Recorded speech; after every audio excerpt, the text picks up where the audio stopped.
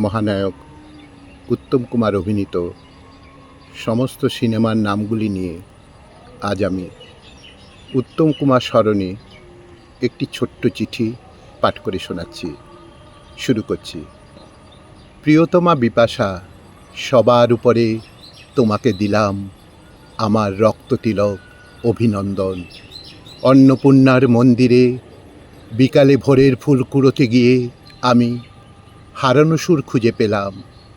প্রিয় বান্ধবী যেদিন অপরিচিত, আমার প্রথম মন দেয়া নেয়ার অগ্নি পরীক্ষায় উত্তীর্ণ হলাম, সেদিন আমাদের নবজন্ম হলো।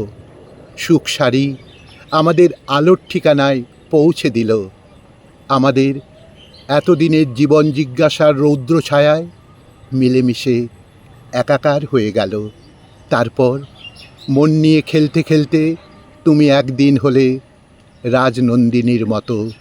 ওগো বড় মানুষের মেয়ে, ধন্যী মেয়ে, তুমি তারপর নায়িকার ভূমিকায় অভিনয় করে অনেকের মনোহরণ করলে। শুধু একটি বছর, তারপর চিরন্তন নিয়মের মতোই অগ্নিসাক্ষী করে তোমার বিয়ে হলো শিউলি বাড়িতে। তবেই কলঙ্কিত নায়কের সাথে নয়, আমার পুরাতন বন্ধু শ্রীকান্তর সাথে। সে সঙ্গে আমার পথে হলো দেরি। ততক্ষণে তুমি সূর্যতরণ পেরিয়ে চলে গেছো গলি থেকে রাজপথে। সমাধান হলো সাহেব বিবি গোলামের বাঘবন্দি খেলায়। তোমার বিরহে ওগোবধূ সুন্দরী আমি দেবদাসের মতো সুরাপান করে অমানুষ হয়ে গেছি। শেষ হলো আমার তাসের ঘরে রাজা সাজার খেলা।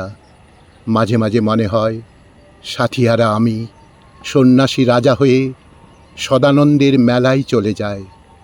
কাল তুমি আলেয়া হয়ে এসেছিলে ছোটিসি মোলাকাত করতে আমার এখানে পিঞ্জরে। একদিন ভাবলাম মায়া মৃগয়ের মতো ছদ্মবেশী সেজে তোমার কাছে যাই, তোমাদের চৌরঙ্গীর আনন্দ আশ্রমে একগোছা রাতের রজনীগন্ধা নিয়ে তোমার সেই চোখ দেখতে। কিন্তু তুমি এখন বিচারক শ্রীকান্তের স্ত্রী, তাই বড় দিদি আমায় নিষেধ করল। তোমার শঙ্খবেলার উত্তরায়ণে আমার বিলম্বিত লয় মানবে না। তাই হাত বাড়ালেই বন্ধু অনেক পাওয়া যায়, কিন্তু ওরা থাকে ওধারে। বন্ধু অগ্নিশ্বরের সাথে জীবন মৃত্যু ভিক্ষা করি। অ্যান্টনি ফিরিঙ্গির মতো মরুতীর্থ হিংলাজ যাবার ইচ্ছা আছে। এই ছিন্নপত্রে আমি বন পলাশির পদাবলী দিচ্ছি না, শুধু তোমার আমার দুই পৃথিবীর ব্যবধানটুকু রাখলাম। অভয়ের বিয়েতে সব্যসাচী বসু পরিবারের সাগরিকাকে বিয়ে করার প্রস্তাব দিয়েছিল, কিন্তু আমার এ জীবনে সাবমোচন করার ক্ষমতা সাগরিকার মতো কোনো ব্রতচারী কি রাজভিকারীর নেই। সেদিন চিড়িয়াখানা হয়ে লাল পাথরের সপ্তপদী মন্দির দর্শন করলাম।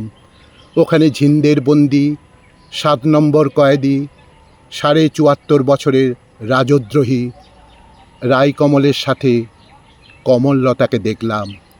বিভাস বলল, ও স্ত্রী ইন্দ্রাণী খুব অসুস্থ, তোমাকে এই চিরদিনের ভেবে এখনও আমি তোমার স্মৃতিতে।